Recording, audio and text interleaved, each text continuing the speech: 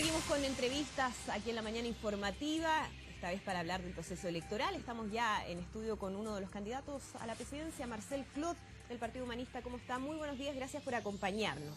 Buenos días, gracias por la invitación. Una aclaración, no solamente del Partido Humanista, también hay otras organizaciones, Izquierda Unida, MAIS, Libres del Más Sur. amplio entonces.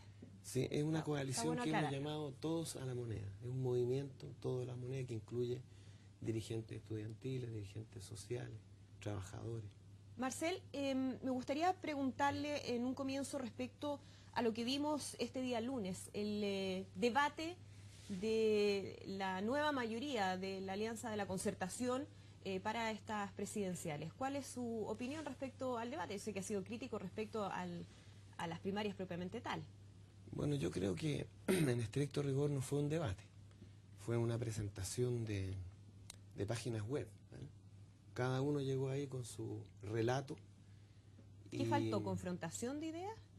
Faltó discusión y faltó también interpelación, ¿no? Porque, por ejemplo, el candidato Velasco, ¿no?, hace un planteamiento que es absolutamente asimilable a lo que es la alianza, ¿no? Y Gómez, por ejemplo, que tiene una postura un poco más cercana o bastante cercana a lo que fue el proyecto original de la Concertación, podría haberlo interpelado de manera muy contundente, porque el discurso de Velasco es un discurso neoliberal, procapitalista,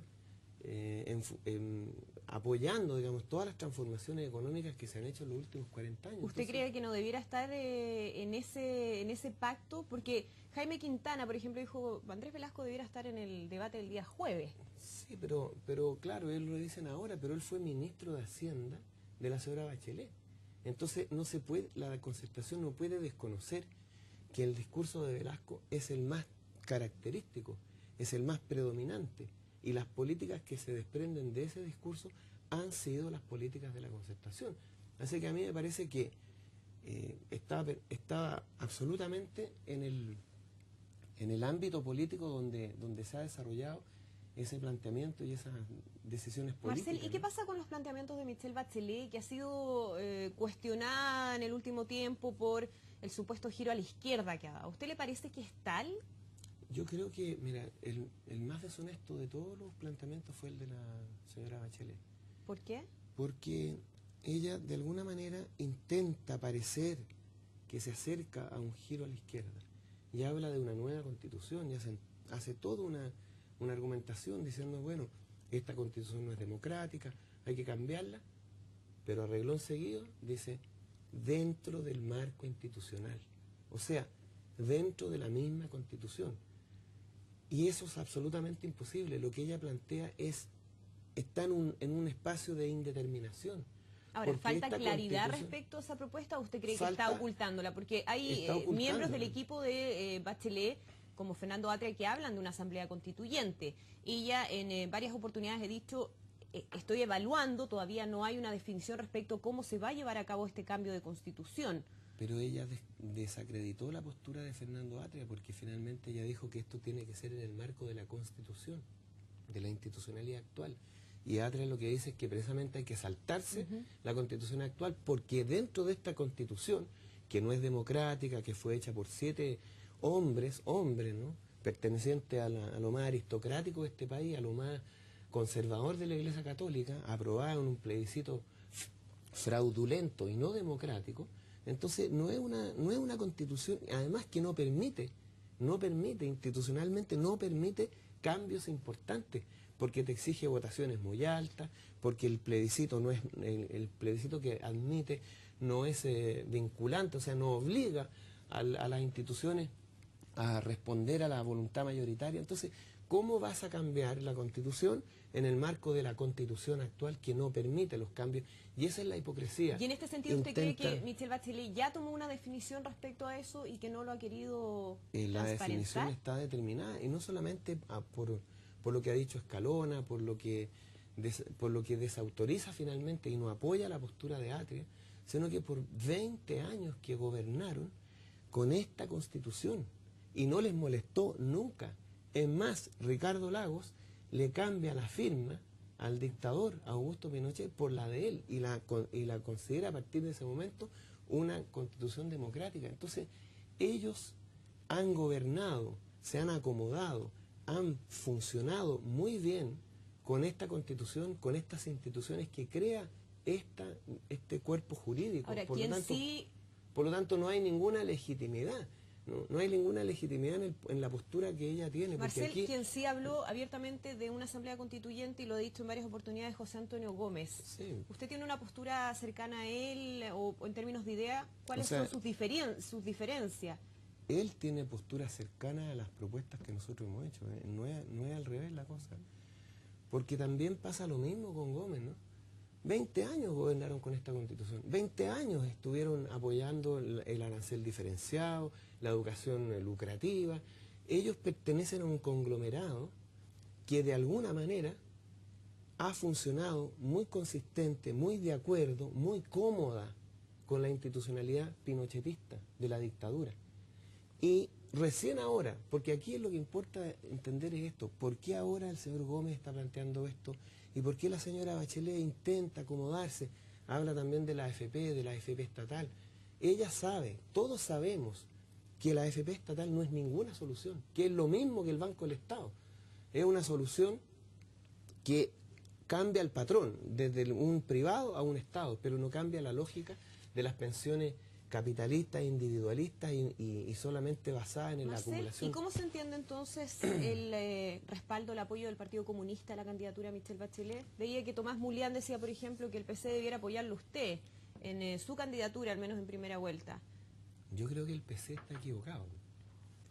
Hay un intento, y no estoy hablando del PC general, ¿no? Porque en los partidos siempre uno tiene que hablar de las élites, digamos, los que gobiernan, los que manejan el partido y su base militante.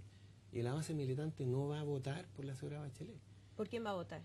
Yo creo que van a votar por la alternativa que se presente desde los sectores más sociales y creo que están muy cercanos a nuestra candidatura. Porque al parecer el debate al interior del Partido Comunista, al menos eso fue lo que surgió, era entre la candidatura de Michelle Bachelet o la candidatura de José Antonio Gómez. No se ha hablado de su candidatura. Bueno, pero una de las, dentro de la concertación, digamos, pero una de las figuras más destacadas del comunismo actualmente hoy día en Chile, intelectuales reconocidos, digamos, y que son escuchados dentro del Partido Comunista es Mulián, y Mulián no planteó ninguna de esas dos alternativas. Y él planteó que en realidad lo honesto, lo más consistente para los comunistas es apoyar un proyecto que no legitime el modelo de la dictadura, porque eso es lo grave de lo que ha hecho el Partido Comunista. Finalmente está apoyando una coalición que durante 20 años ha bendecido y legitimado la herencia de la dictadura, la herencia política, la herencia económica, y eso es muy grave porque los muertos, los detenidos, los perseguidos, los exiliados, no fueron porque los militares eran malos, fue el costo que hubo que pagar en Chile para instalar este modelo. Y el Partido Comunista, siendo una de las víctimas más importantes de la persecución política de la dictadura, para instalar este modelo, ahora termina apoyando el modelo. Es una inconsistencia que no es comprensible. ¿Y esa inconsistencia es culpa de quién? ¿De la dirigencia del Partido Yo Comunista? creo que de la dirigencia, yo creo que ellos tienen que asumir esa responsabilidad. Telier, Carmona, son ellos los responsables. Han generado un descontento muy profundo dentro de la militancia comunista. ¿Y usted cuenta con el respaldo explícito de militantes comunistas? Explícito, absolutamente explícito. O sea, en todas las manifestaciones que nosotros vamos, participamos con trabajadores, estudiantes, los militantes comunistas hasta cartas nos han mandado y nos han dicho nosotros no vamos a votar por Bachelet, porque nuestra postura histórica ha sido del lado de los trabajadores, porque aquí ni siquiera es una cuestión ideológica, sino que desde donde tú hablas, desde donde tú te paras, a quién representas. Y esta candidatura que nosotros y nosotras hemos construido, se construye ahí, se construye a través de la lucha de los pescadores artesanales en contra de la ley de pesca. Hemos estado siempre con esa lucha, defendido los derechos de los trabajadores. Marcel, y desde el punto de vista de los estudiantes, escuchábamos hace algunos días los anuncios que hizo la candidata Bachelet respecto a su reforma educacional, que uno podría decir, bueno, se acerca bastante más a lo que han sido las reivindicaciones del movimiento estudiantil. Es que no se acercan porque, mira... Cuando se habla de un avance hacia gratuidad universal en la educación... Sí, pero mira, aquí opera esta lógica del sentido común, el elogio al sentido común de Eduardo Galeano, ¿no? Que dice, sí, efectivamente hemos progresado y podemos seguir progresando. Y hoy día las diferencias entre los ingresos de las mujeres y de los hombres son menores que en la época colonial. Y probablemente en 500 años más sean iguales. Pero a nosotros no nos sirven 500 años más. El problema de la educación pública gratuita es una urgencia de primera necesidad, es ahora. ¿Y usted cree que es ahora, posible hacerlo de un día para otro? Pero de un día para otro. Sin generar inestabilidad ¿Pero o qué algún tipo de inestabilidad va a problema. generar? Si al final el primer cambio que tienes que hacer es cubrir todas las necesidades con el presupuesto del Estado de la educación. A las universidades públicas pasarles todo el aporte basal que necesitan. ¿Qué es lo que significa eso? Simplemente hacer un cheque más grande, ¿no? Un cheque más grueso. Lo mismo con los colegios particulares subvencionados, que dejan de ser particulares subvencionados, pasan a ser responsabilidad del Estado y el Estado hace un cheque más grande para cubrir todos los gastos y todos los costos. ¿Y si es así de simple, por qué no se ha hecho hasta ahora? Porque eso implica cambiar es que eso es lo que tenemos que entender acá, ¿no? Aquí detrás de esto no son opiniones, porque algunos dicen, bueno, pueden cambiar de opinión. Es que no son opiniones, son compromisos ideológicos y son también compromisos económicos. Hay gente en la Concertación que su acomodo no solamente ha sido a la institucionalidad, sino que también a la forma de hacer educación. ¿Quiénes, Marcel? Porque uno habla de gente en la Concertación como muy en el aire. Por ejemplo, la hija del expresidente Elwin tiene colegio y hace lucro. La exministra de Educación. La exministra de Educación. Ahí tienes un ejemplo, para no hablar de otro. Ellos tienen compromisos con este modelo educativo. Ellos han participado, se han acomodado ideológicamente, lo han legitimado, lo han fundamentado. ¿Y cree que aquí entonces hay un doble discurso de parte de algunos candidatos respecto a lo que realmente piensan y lo que tienen intenciones de hacer? Efectivamente hay un doble discurso, porque ellos, por una parte, y es lo que han hecho siempre, la Concertación siempre ha tenido un doble discurso. Ha vendido un producto que es justicia, igualdad, progreso para todos, pero en definitiva las políticas que han implementado han sido pro empresa privada, pro grandes conglomerados capitalistas. ¿Quién desnacionalizó el cobre?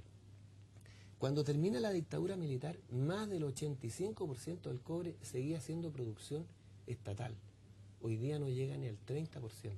¿Quién lo hizo? La Concertación. La Concertación le entregó el sueldo de Chile a las multinacionales.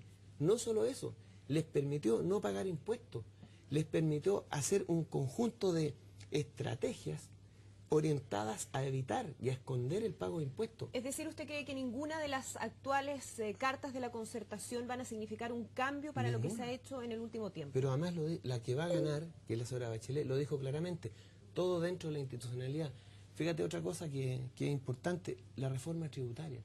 Ellos hablan de una reforma tributaria. ¿Qué reforma tributaria? Ellos durante 20 años permitieron y aceptaron y legalizaron todas las prácticas de evasión tributaria que tienen las empresas. ¿Pero eso implica que no puedan hacerlo ahora? No lo van a hacer porque se ha anunciado. Michelle Bachelet ha hablado de una gran reforma tributaria, necesaria también para esta reforma educacional. Siempre han dicho lo mismo, gran reforma tributaria, pero no especifican. Van a terminar con el FUT, van a terminar con el uso de los impuestos pagados por las empresas como crédito de sus propietarios. ¿Van a hacer eso? No lo van a hacer. Marcel. Porque ellos tienen un compromiso. Mira, aquí hay una cuestión, un maridaje entre la Concertación y los grupos económicos. Piensa tú en Esteves, que fue presidente del Banco del Estado, que ahora recientemente estuvo involucrado en esto de reprogramarle los costos a los que tenían crédito con el Banco del Estado. Este señor le prestó plata al grupo Luxi, cuando era presidente del Banco del Estado, le prestó plata. ¿Y qué es lo que es hoy día el señor Esteves del grupo Luxi, del Banco Chile? Uno de los directores. Eso es lo que ocurre, ¿me entiende? Marcel, ¿y qué le parece entonces todo este proceso de primarias, que haya debate? ¿Usted se siente marginado por esto, se siente desfavorecido? Y además, en particular, con esta ley para tener una franja televisiva para las primarias del 30 de junio, que ya fue aprobada en la Cámara de Diputados, falta ahora la ratificación del Senado. Yo no me siento nada, yo lo que veo es lo que ocurre. Pero no se siente que yo veo lo que, desfavorece que... Por supuesto, pero no me siento desfavorecido, soy desfavorecido, que no es lo mismo. O sea, acá todo está hecho para que los dos conglomerados, el duopolio político, tenga mucho más cobertura mediática, mucho más prensa, mucho más exposición pública. Y además lo que ocurre, lo que nosotros vemos, es básicamente que aquí hay una, por decirlo así, no discriminación, sino que aquí hay una focalización de la opinión pública, una manipulación de la opinión pública para que aquellos proyectos, aquellas propuestas que realmente son críticas y que tienen otra manera de entender la política, porque nosotros lo hemos dicho de muchas maneras. Hoy día a cualquier candidato, y de hecho a mí me lo han preguntado, se le dice, ¿por qué tenemos que creerle? ¿Por qué tienen que creernos? Esa pregunta es muy sintomática del tiempo en que estamos viviendo, que se entiende la política como producir candidatos, lo mismo producir candidatos que producir algún producto de mercado. ¿Y en ese mismo sentido usted por qué tendrían que creerle? Yo lo que pido es que no es que me crean a mí, ¿no? Si lo que nosotros hemos planteado... Pero usted es el candidato, por eso se lo pregunto. Lo único que nosotros hemos planteado es que tenemos la convicción, la completa y absoluta certeza de que vamos a entrar en la moneda para cumplir nuestro programa, para cumplir el mandato popular. Entendemos la política y el candidato presidencial como un mandatario, no como un reyesuelo, no como un monarca. Y en consecuencia, lo que nosotros vamos a hacer es ser leales a esa voluntad popular. Pero también hemos dicho lo siguiente, esa voluntad popular no puede expresarse exclusivamente en un voto, tiene que también expresarse en la movilización, en la organización. Porque los cambios que nosotros queremos hacer en Chile no son menores, queremos refundar el país sobre la base de los derechos y no sobre la base del negocio. Y eso requiere que la ciudadanía entienda que el actor político más relevante no es el presidente, sino que es la sociedad entera, sus estudiantes, sus trabajadores, que tienen que movilizarse. A propósito de las movilizaciones y de los movimientos sociales, han surgido algunas voces alertando de lo que podría pasar en el país si es que eventualmente hay, por ejemplo, una asamblea constituyente, se está hablando de reforma tributaria. Veíamos al ministro de Hacienda, Felipe Larraín, hace algunos días diciendo que esto ya había generado algún impacto en el crecimiento económico del país. Sí. ¿Qué le merecen a ustedes esas opiniones? Bueno, me parecen muy malas. Me parece además que son la típica forma de condicionar la libertad de pensamiento. Porque si uno piensa, ¿qué es una democracia? Porque eso es lo que pasa acá en Chile, que se le olvida lo que es la democracia. Se le olvida a todos estos señores que andan amenazando de que van a caer las inversiones. ¿Eso le parece que fue una amenaza de parte del ministro de Hacienda? Son mecanismos de control y dominación ideológica. Eso es lo que son. Porque finalmente, piensa tú en esto, la democracia se funda en la voluntad general. Esto lo dijeron los revolucionarios franceses previamente a la Revolución Francesa, antes de que existiera la modernidad, antes que se instalaran los nuevos estados modernos, se dijo, Voltaire, Rousseau, todos los grandes pensadores liberales incluso, plantean que la base fundamental de cualquier ley, de cualquier constitución, de cualquier ordenamiento es la voluntad general, ¿Y lo que no ahora es la voluntad popular. ¿No es una democracia? Pero ¿cómo va a ser una democracia si la Constitución, que es la norma general, es el principio sobre el cual se ordena nuestra convivencia, fue hecha por 7 personas, aristocráticos, conservadores, católicos, ninguna mujer... Pero que fue ratificada, usted lo mismo lo decía posteriormente por un presidente elegido democráticamente, pero en un contexto democrático. Haya sido lo que haya sido, él no tenía ese mandato. Es que un presidente no es un reyesuelo. Lagos se creerá un reyesuelo. Él se autodefine como un monarquillo, ¿no? Pero él no tenía ningún derecho a hacer lo que hizo. Ningún derecho. Uno le encarga al presidente de la República un proyecto político. Ese proyecto político no solamente no lo aplicó, sino que lo cambió, lo negoció con la SOFOFA por un proyecto de modernizaciones y después se permite firmar en el nombre del pueblo cuando no le dieron ese mandato a la Constitución. Eso es abuso de poder. él no estaba mandatado para eso.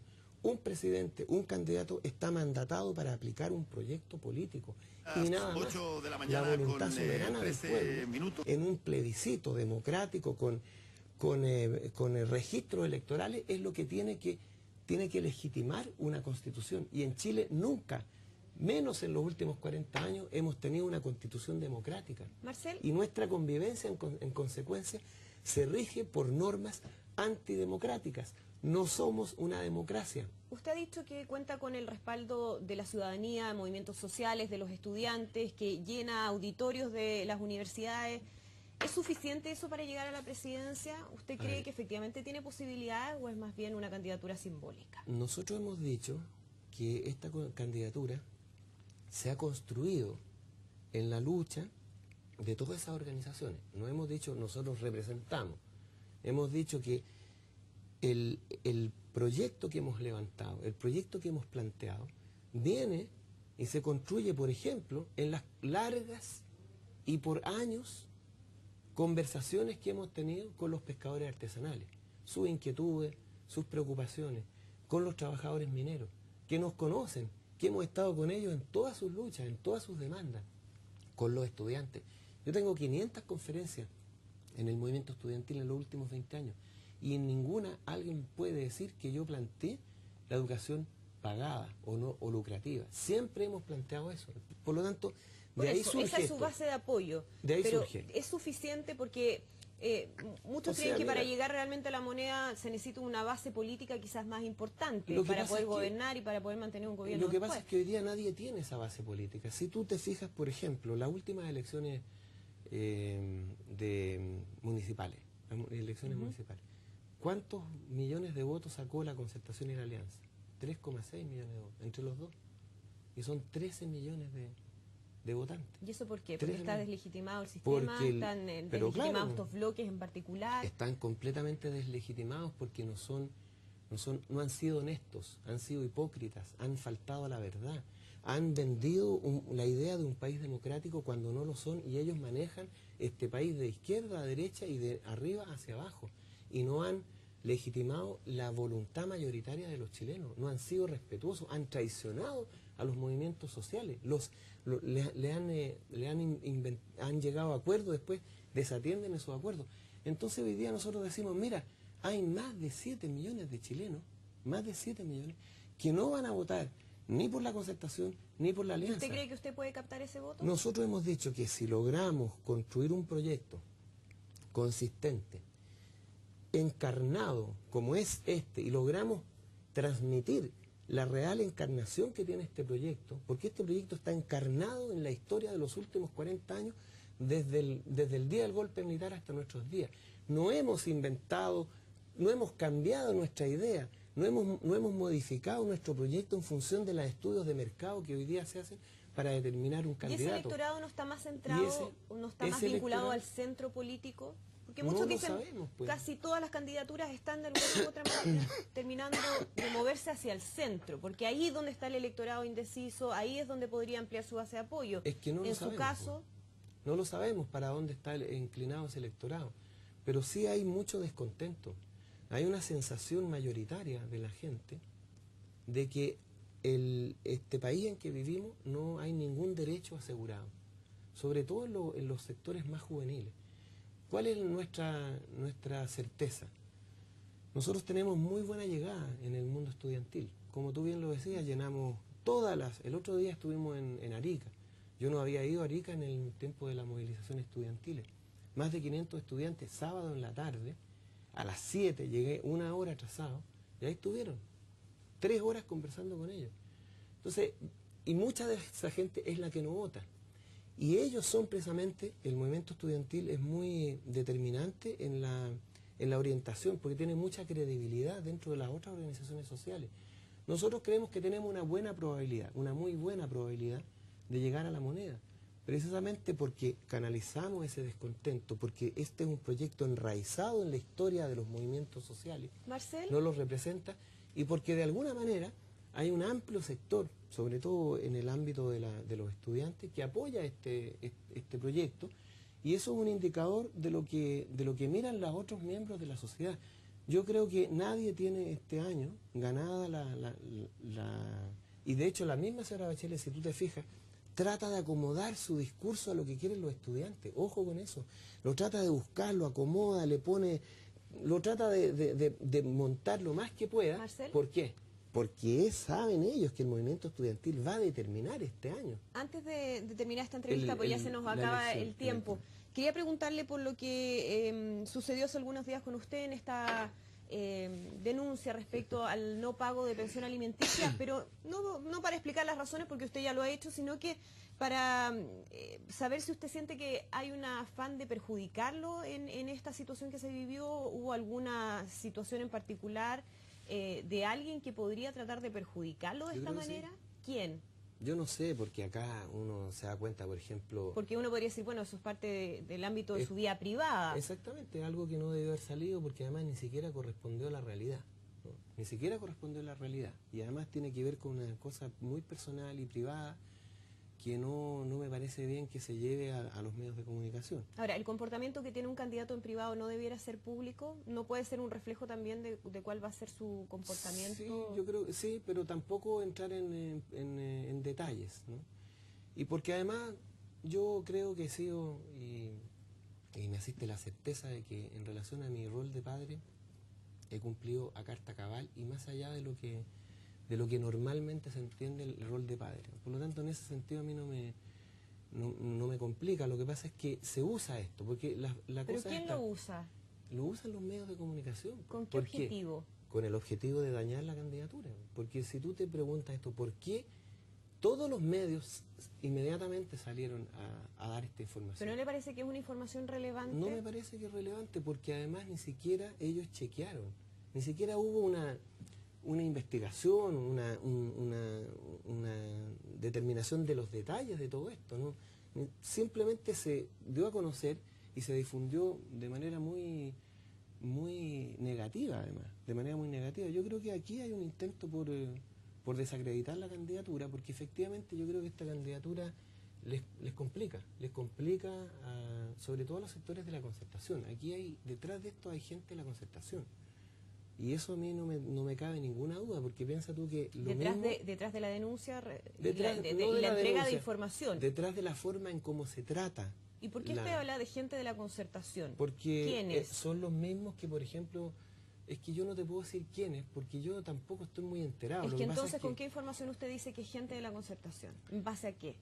Porque a la derecha no le importa esto, a la derecha nosotros no le complicamos esto. Esta candidatura le complica a la concertación, no a la derecha. Y es la concertación la que se ve afectada por un discurso como este. Y fíjate que lo mismo hicieron con lo del tema del Banco Central, una cosa tan absurda como el que yo haya trabajado de funcionario público en el Banco Central entre el 83 y el 86, independiente de lo que yo he dicho, que además fui activista contra la tortura, activista como economista socialista, activista como miembro de la teología de la liberación. A pesar de todo ello, han insistido y lo han dicho con todas sus palabras.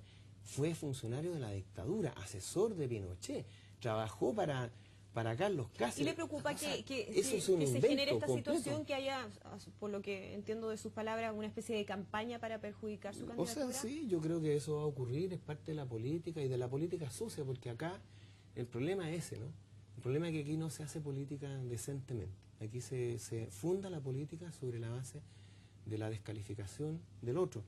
No hay una discusión ideológica acá. Nosotros hemos planteado discusiones ideológicas, hemos planteado cosas que son profundas, refundar el país. Marcel, muchísimas gracias por acompañarnos esta mañana en Canal 24 Horas.